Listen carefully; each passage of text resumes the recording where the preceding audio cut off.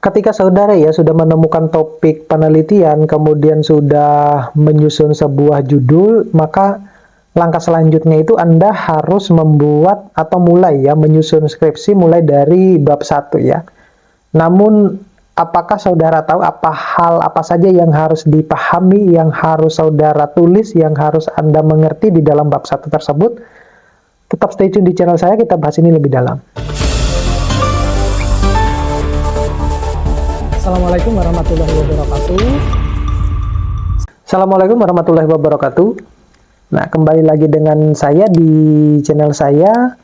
Nah, kali ini saya mau sedikit menyampaikan beberapa informasi yang penting ya, yang bisa kita buat di dalam bab 1, di mana ini merupakan salah satu bab awal di dalam kita menulis skripsi ya, ataupun proposal skripsi.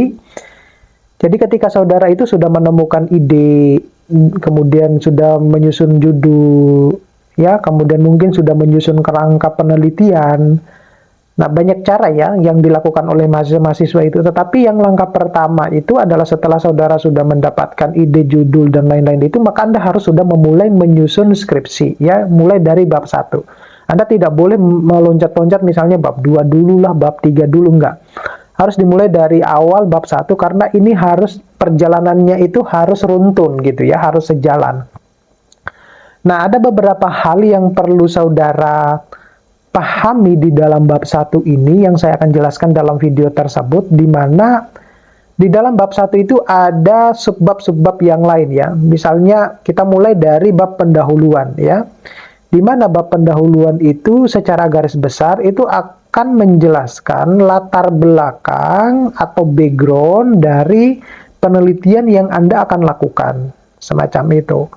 Nah, saya tipikal dosen yang tidak suka skripsi yang tebal.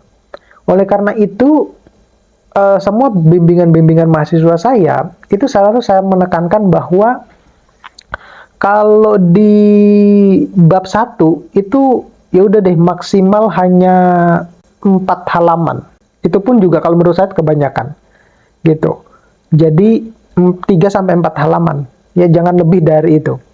Ya. Jadi kalau skripsi mahasiswa saya itu ya tipis-tipis, nggak setebal-tebal skripsinya orang-orang lain. Ya, saya nggak tahu kalau yang lain ya, tetapi saya tipikal orang yang tipikal dosen pembimbing yang selalu menyarankan ke mahasiswa itu adalah jangan terlalu bertele-tele membahas sesuatu hal yang tidak terlalu penting gitu. Nah, biasanya mahasiswa itu adalah kadang yang merupakan sesuatu hal yang tidak terlalu penting dan bisa berpotensi menjadi plagiat di dalam skripsinya itu ditulis di situ. Jadi hal yang paling menarik itu adalah kita ya membuat sebuah latar belakang penelitian di pendahuluan itu di bab 1 itu adalah jangan terlalu banyak ya. Jadi sisipkan sesuatu hal yang poin-poinnya saja ya. Kenapa penelitian ini perlu dilakukan gitu ya. Itu inti pokoknya di dalam bab 1 pendahuluan ya. Anda bisa menjelaskan misalnya di paragraf pertama itu adalah permasalahan-permasalahan yang dilakukan ya, tetapi 4 halaman kayaknya sudah terlalu banyak juga ya gitu. Saya biasanya menyarankan bahwa untuk bab latar belakang ya pendahuluan itu ya maksimal 4 paragraf gitu, maksimal gitu. Maksimal. Jangan juga jangan kurang dari 4 paragraf. Jangan kurang dari 4 paragraf. Jadi di paragraf pertama mungkin Anda bisa menjelaskan yang melatar belakangi atau permasalahan-permasalahan yang selama ini terjadi ya di dalam dunia penelitian saudara ya, yang terkait dengan topik penelitian saudara. Kemudian di paragraf kedua itu adalah dasar kenapa Anda mau melakukan penelitian tersebut ya. Kemudian di paragraf ketiga itu adalah Anda mau menyelesaikan masalah tersebut itu dengan cara apa, semacam itu. Kemudian yang bab keempat itu adalah menyimpulkan dari bab paragraf 1, 2, dan 3 ya. Dan Anda bisa mensisipkan sebuah tujuan atau gap ya, gap dari penelitian Anda dengan penelitian-penelitian orang lain. Jadi dari segala bentuk permasalahan yang Anda temukan ya, mungkin paragraf pertama itu adalah paragraf yang gemuk ya. Kemudian dari situ Anda sudah punya ini angan-angan kira-kira gap dengan penelitian saya seperti apa. Nah itu. Kemudian yang kedua itu adalah kita bisa harus mengidentifikasi masalah. Ya, kalau kita mau mengidentifikasi masalah, tentunya kita harus bisa menentukan permasalahan penelitian yang akan dipecahkan dulu. Nah, biasanya cara yang paling mudah itu adalah dalam bentuk pertanyaan. Kenapa sih penelitian ini harus saya lakukan? Kenapa dia seperti ini? Gitu ya. Jadi itu adalah salah satu cara untuk bisa mengidentifikasi masalah tersebut. Buat dalam bentuk pertanyaan dan jelaskan urgensi ya, atau pentingnya penelitian itu harus dilakukan. Yang berikutnya itu adalah ada tujuan penelitian. Nah, kalau tujuan penelitian, kalau Mas di skripsi itu adalah kita bisa menjawab dari rumusan masalah tersebut. Ya, kita bisa menjawab rumusan masalah tersebut. Jadi kalau sudah muncul rumusan masalahnya, jawabannya ada di tujuan tersebut. Tetapi itu adalah hanya sebagai hipotesis awal ya.